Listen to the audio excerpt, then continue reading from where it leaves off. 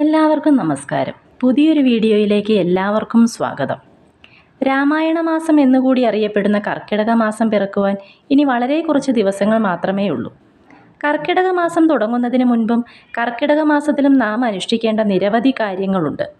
കർക്കിടക മാസം കൃത്യമായി ആചരിക്കുന്ന ഒരു വ്യക്തിയുടെ ജീവിതത്തിൽ അടുത്ത കർക്കിടകം വരെ ഐശ്വര്യവും സമ്പൽ സമൃദ്ധിയും ഈശ്വരാനുഗ്രഹവും നിറഞ്ഞു നിൽക്കുമെന്നുള്ളതിൽ യാതൊരു സംശയവുമില്ല. അതുകൊണ്ട് തന്നെ കർക്കിടക മാസാചരണത്തെക്കുറിച്ചുള്ള വിശദമായ വിവരങ്ങളാണ് ഇന്നത്തെ വീഡിയോയിൽ ഉൾപ്പെടുത്തിയിരിക്കുന്നത്. കനത്ത മഴ കൊണ്ടും ദാരിദ്ര്യം കൊണ്ടും അസുഖങ്ങൾ കൊണ്ടും പണ്ടുകാലത്ത് പഞ്ഞക്കർക്കിടകം എന്ന് കർക്കിടക മാസം അറിയപ്പെട്ടിരുന്നുവെങ്കിലും ഈശ്വരകാര്യങ്ങളിൽ സമൃദ്ധി നിറഞ്ഞ ഒരു മാസമായിരുന്നു കർക്കിടകം.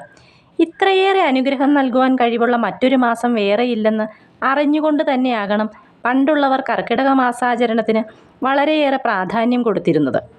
കർക്കിടക മാസത്തിൽ ചെയ്യുന്ന ഓരോ സത്പ്രവർത്തികളുടെയും പുണ്യം അടുത്ത കർക്കിടകം വരെ നമ്മെ സംരക്ഷിക്കുക തന്നെ ചെയ്യും. 2025 ജൂലൈ 17 വ്യാഴാഴ്ച കർക്കിടക മാസം ആരംഭിച്ച് 2025 ഓഗസ്റ്റ് 16 ശനിയാഴ്ച കർക്കിടക മാസം അവസാനിക്കുന്നു. കർക്കിടക മാസാചരണം കർക്കിടക സംക്രാന്തി മുതൽ, അതായത് 2025 ജൂലൈ 16 ബുധനാഴ്ച മുതൽ തുടങ്ങുന്നു. മറ്റു മാസങ്ങളെ അപേക്ഷിച്ച് കർക്കിടക മാസാചരണങ്ങൾക്കും അനുഷ്ഠാനങ്ങൾക്കും ഇത്രയേറെ പ്രാധാന്യം നൽകുന്നത് എന്തുകൊണ്ടാണെന്നറിയാമോ? സൂര്യൻ ഒരു രാശിയിൽ നിന്ന് മറ്റൊരു രാശിയിലേക്ക് പ്രവേശിക്കുന്നതിനെയാണ് സംക്രാന്തി എന്ന് പറയുന്നത്. കർക്കിടക സംക്രാന്തി സമയത്ത് സൂര്യൻ കർക്കിടക രാശിയിലാണ്. ഒരു വർഷത്തിൽ സൂര്യൻ 12 രാശികളിലൂടെ സഞ്ചരിക്കുന്നു. എന്നാൽ ഈ 12 സംക്രാന്തികളിൽ ഏറ്റവും പ്രധാനപ്പെട്ടതായി കണക്കാക്കുന്നത് 2 സംക്രാന്തികളാണ്. ഒന്ന് മകരസംക്രാന്തിയും മറ്റൊന്ന് കർക്കിടക സംക്രാന്തിയും.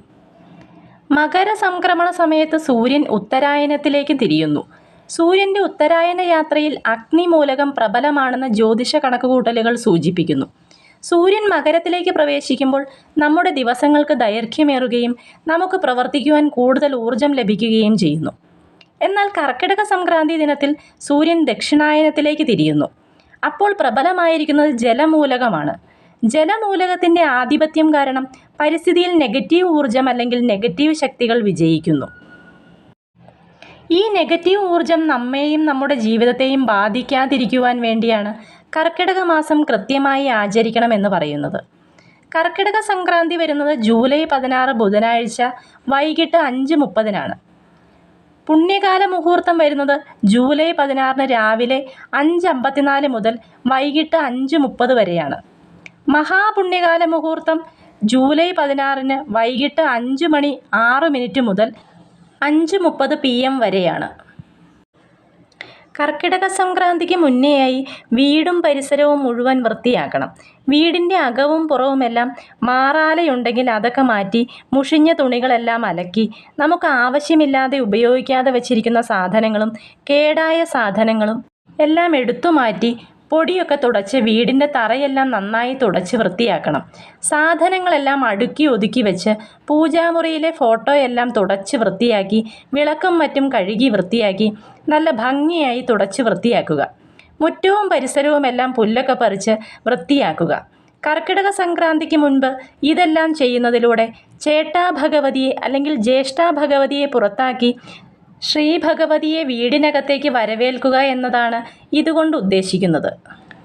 കർക്കിടകം 1 രാവിലെ ദശപുഷ്പങ്ങൾ വെച്ച് ശ്രീ ഭഗവതിയെ വീട്ടിലേക്ക് എതിരേൽക്കണം. രാവിലെ കുളിച്ച് വീട് വൃത്തിയാക്കി പൂജാമുറിയിൽ വിളക്ക് കൊളുത്തി കിണ്ടിയിൽ വെള്ളവും തുളസിയും താലത്തിൽ ദശപുഷ്പങ്ങളും ഓടിൻ്റെ വാൽക്കണ്ണാടിയും ഗ്രന്ഥവും കുങ്കുമവും കൺമഷിയും പുതുവസ്ത്രം അല്ലെങ്കിൽ അലക്കി വൃത്തിയാക്കിയ വസ്ത്രവും വെച്ച് ലക്ഷ്മി പീഠം ഒരുക്കുക. നിത്യേന ലക്ഷ്മി പീഠത്തിന് മുന്നിൽ തൊഴുതു പ്രാർത്ഥിച്ച് നമസ്കരിച്ച് ലക്ഷ്മി സ്തോത്രങ്ങളും നാമങ്ങളും ജപിക്കുന്നതിലൂടെ ലക്ഷ്മി കടാക്ഷം വീട്ടിൽ നിറയുമെന്നതിന് സംശയമില്ല. ഓടിൻ്റെ വാൽക്കണ്ണാടി ലക്ഷ്മി ദേവിയുടെ പ്രതീകമാണ്. ദശപുഷ്പങ്ങളും കിണ്ടിയിലെ ജലവും തുളസിയും നിത്യവും മാറ്റി പുതിയത് വെക്കേണ്ടതാണ്. രാമായണ മാസം പൂർത്തിയാകുന്നതോടെ ഈ ആചാരം സമാപിക്കുകയും ചെയ്യുന്നു. വിഷ്ണുക്രാന്തി, കറുക, മുയൽ ചെവിയൻ, തിരുതാളി, ചെറുള, നിലപ്പന, കയ്യോന്നി, പൂവാങ്കുരുനില, മുക്കൂറ്റി, ഉഴിഞ്ഞ എന്നിവയാണ് ദശപുഷ്പങ്ങൾ. കർക്കിടക മാസത്തിൽ എല്ലാ ദിവസവും അതിരാവിലെ കുളിച്ച് വിളക്ക് കത്തിച്ച് നാമജപം നടത്തുക.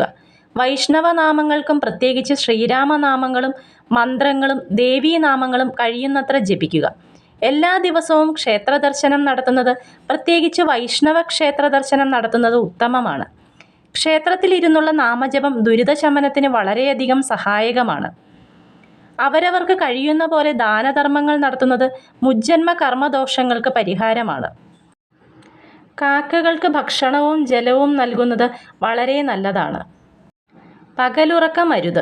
നെഗറ്റീവായിട്ടുള്ള കാര്യങ്ങൾ ചെയ്യാതിരിക്കുക. അതായത് മറ്റുള്ളവരുടെ കുറ്റം പറയുക, പരദൂഷണം, ഇങ്ങനെയുള്ള കാര്യങ്ങളൊന്നും ചെയ്യാതിരിക്കുക. ഒരു മാസക്കാലം നൊയമ്പ് നോക്കുക. വൈകിട്ട് കുളിച്ച് സന്ധ്യാവിളക്ക് തെളിയിച്ച് കുടുംബത്തിൽ ആ സമയത്തുള്ളവരെല്ലാം വിളക്കിനടുത്തിരുന്ന് നാമം ജപിക്കുക. രാമായണം വായിക്കുക. ഒരു മാസക്കാലം കൊണ്ട് രാമായണം വായിച്ചു പൂർത്തീകരിക്കുക. ഈ കാര്യങ്ങളെല്ലാം മുടങ്ങാതെ ഒരു മാസം ചെയ്തു നോക്കൂ. ഇതെല്ലാം കൃത്യമായി ചെയ്യുമ്പോൾ കിട്ടുന്ന ഐശ്വര്യവും സന്തോഷവും അതിശയിപ്പിക്കുന്നതായിരിക്കും. ശ്രീരാമസ്വാമിയുടെ അനുഗ്രഹം തൊട്ടറിയുവാൻ സാധിക്കുന്ന ഈ രാമായണ മാസത്തിൽ ഭഗവാനെ മനസ്സിൽ നിറച്ചുകൊണ്ട് രാമായണം വായിക്കൂ. അപ്പോൾ കിട്ടുന്ന ഒരു സന്തോഷം പറഞ്ഞറിയിക്കാൻ വയ്യാത്തതാണ്. ഈ പുണ്യമാസത്തിൽ ഒരു തവണയെങ്കിലും കുടുംബക്ഷേത്രത്തിൽ ദർശനം നടത്തുന്നതും ശ്രീരാമസ്വാമിയുടെയും ലക്ഷ്മണസ്വാമിയുടെയും ഭരതസ്വാമിയുടെയും ശത്രുഘ്നസ്വാമിയുടെയും ക്ഷേത്രങ്ങൾ ഉൾക്കൊള്ളിച്ചുകൊണ്ടുള്ള നാലമ്പല ദർശനം നടത്തുന്നതും വളരെ പുണ്യമാണ്. മുജ്ജന്മ പാപങ്ങളെ വരെ ഇല്ലാതാക്കുവാൻ കഴിയുന്ന ഒന്നാണ് നാലമ്പല ദർശനം. കൂടാതെ ഒരു തവണ രാമായണം വായിച്ച പുണ്യം നാലമ്പല ദർശനത്തിലൂടെ ലഭിക്കുന്നു. കഴിയുമെങ്കിൽ കർക്കിടക മാസത്തിൽ ഒരു ദിവസമെങ്കിലും ഉപവാസം എടുക്കുക. അത് വളരെ ശ്രേഷ്ഠമാണ്. സാധിക്കുന്നവർ വീടുകളിൽ തന്നെ ഗണപതി ഹോമവും ഭഗവതി സേവയും നടത്തുന്നത് ഐശ്വര്യപ്രദമാണ്. വീട്ടിൽ നടത്താൻ സാധിക്കാത്തവർ ക്ഷേത്രത്തിൽ വെച്ച് നടത്തിയാലും മതി. ഇതിനേക്കാളെല്ലാം ഉപരിയായി കഴിയാവുന്നത്ര നാമജപം നടത്തുക. ജപത്തിൻ്റെ പുണ്യം മറ്റെന്തിനേക്കാളും മഹത്തരമാണ്. നമ്മൾ ചെയ്യേണ്ട കാര്യങ്ങൾ മാറ്റിവെച്ച് ജപിക്കണമെന്നല്ല പറയുന്നത്. നമ്മുടെ ജോലികളെല്ലാം കൃത്യമായി ചെയ്തതിന് ശേഷം കിട്ടുന്ന സമയത്ത് മറ്റ് കാര്യങ്ങളെക്കാൾ പ്രാധാന്യം നാമജപത്തിന് നൽകിയാൽ അതുകൊണ്ട് ലഭിക്കുന്ന പുണ്യം ജീവിതത്തിൽ എന്നെന്നും നിലനിൽക്കും. കലിയുഗത്തിലെ കഷ്ടതകളിൽ നിന്നും ദുരിതങ്ങളിൽ നിന്നും രക്ഷ നേടാനുള്ള ഒരൊറ്റ മാർഗമാണ് നാമജപം. ഏത് ഈശ്വരൻ്റെ നാമം ജപിക്കുന്നു എന്നതിലല്ല കാര്യം, ആ ചൈതന്യത്തെ നാം എത്ര കണ്ട് മനസ്സിൽ ഉൾക്കൊള്ളുന്നു എന്നതിനാണ് പ്രാധാന്യം. കർക്കിടകത്തിൽ മാത്രമല്ല, നാമജപം എപ്പോഴും നമ്മോടൊപ്പം ഉണ്ടായിരിക്കേണ്ട ഒന്നാണ്. ജീവിതത്തിലെ ദുർഘടഘട്ടങ്ങളെ മറികടക്കുവാൻ സഹായിക്കുന്ന ഒരൊറ്റ കാര്യമേ ഉള്ളൂ, അത് നാമജപമാണ്. ഈ കർക്കിടക മാസം കൃത്യമായി ആചരിച്ചു നോക്കൂ. അടുത്ത കർക്കിടകത്തിൽ ഉറപ്പായും നിങ്ങൾ ആരും പറയാതെ ഇതെല്ലാം കൃത്യമായി ചെയ്യും. അത്രയും അനുഗ്രഹങ്ങൾ ചൊരിയുന്ന ഭഗവാനാണ് ശ്രീരാമസ്വാമി. ഭഗവാൻ വിളിച്ചാൽ വിളിപ്പുറത്താണ്. ഈ കർക്കിടകം മാറ്റങ്ങളുടെ ഒരു തുടക്കമാകട്ടെ. കർക്കിടക മാസം കൃത്യമായി ആചരിക്കുവാനും അതിലൂടെ ഐശ്വര്യവും സമ്പൽ സമൃദ്ധിയും സമാധാനപരമായ ജീവിതവും ലഭിക്കുവാനും സാക്ഷാൽ ശ്രീരാമസ്വാമി എല്ലാവരെയും അനുഗ്രഹിക്കട്ടെ എന്ന് ആത്മാർത്ഥമായി പ്രാർത്ഥിച്ചുകൊണ്ട് എല്ലാവർക്കും എല്ലാ നന്മകളും നേരുന്നു.